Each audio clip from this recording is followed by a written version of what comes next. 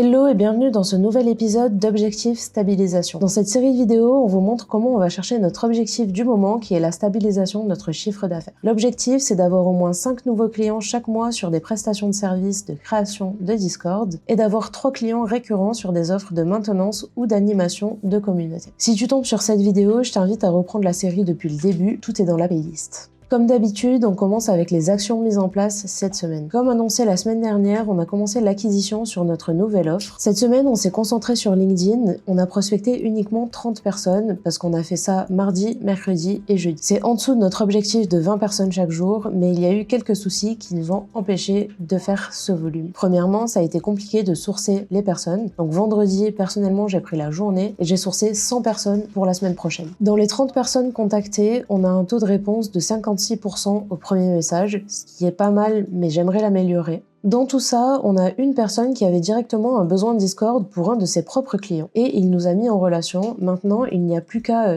parler, discuter et voir si ça va déboucher sur une vente ou pas. Comme je vous le disais, pour la semaine prochaine, les 100 personnes ont été sourcées. On a donc l'objectif de faire 20 personnes chaque jour la semaine prochaine. Puis j'ai travaillé une trame pour envoyer des looms à certaines personnes qu'on prospecte afin de les envoyer plus naturellement vers un call. Deuxième chose assez importante de la semaine dernière, j'ai mis en place une nouvelle stratégie de contenu qui va être plus logique avec la nouvelle offre. L'idée, ça va être de publier beaucoup plus de posts ROI, 40% environ, puis 40% de posts personal branding pour aller chercher des abonnés et de la visibilité. Ensuite, il nous reste 20% de posts expertise Discord, entre guillemets, mais l'idée, ce ne sera de plus du tout faire des posts tuto, comment faire X ou Y, mais plutôt des posts pourquoi Discord va vous faire gagner du temps. Dans n'importe lequel de ces piliers de contenu, l'objectif, ce sera d'avoir toujours la même stratégie et que chaque post renvoie l'idée de « il faut que vous gagnez du temps avec des meilleurs process » à quelque chose près.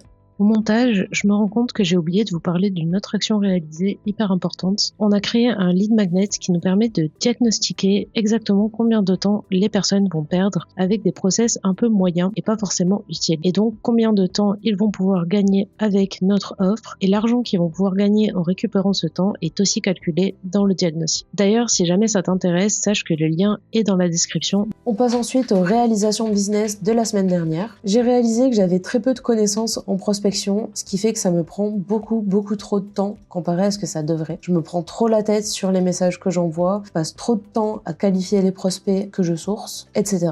C'est-à-dire que dans la semaine dernière, sur 3 jours plus le jour de sourcing, j'ai passé au moins 20 heures à le faire, ce qui est beaucoup trop long. Pour le sourcing, c'est très complexe pour moi de le faire, surtout sur LinkedIn. Donc je me suis carrément demandé si je devrais pas plutôt abandonner la prospection LinkedIn et faire que du Instagram. Mais avec les bons process, je pense que ça ira mieux, notamment vendredi, quand j'ai vraiment pris le temps de le faire. J'apprends de plus en plus à comment le faire vite et efficacement.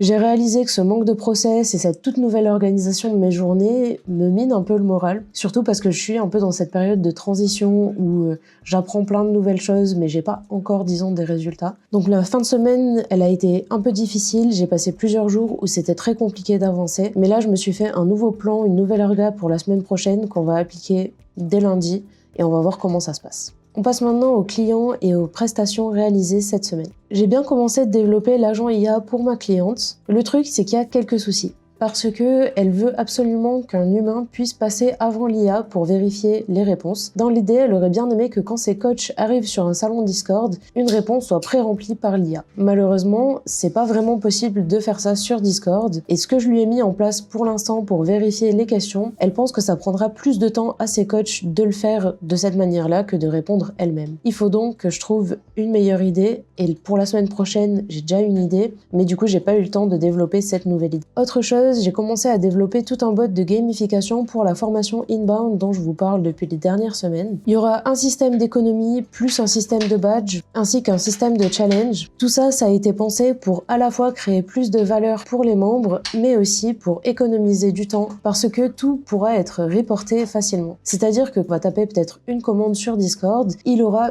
tout le récap. La personne a participé à tel challenge, elle a eu tel badge, elle a fait telle chose, ce qui lui permettra d'avoir vraiment un reporting complet sur chaque personne. Voilà, on a fait le tour des péripéties de la semaine dernière. J'espère que cet épisode vous a plu. De mon côté, j'ai très hâte de voir comment se déroule la prospection la semaine prochaine. Je suis assez optimiste. L'objectif, c'est de faire au grand minimum une vente. Sur ce, je vous souhaite une super semaine et je vous dis à bientôt.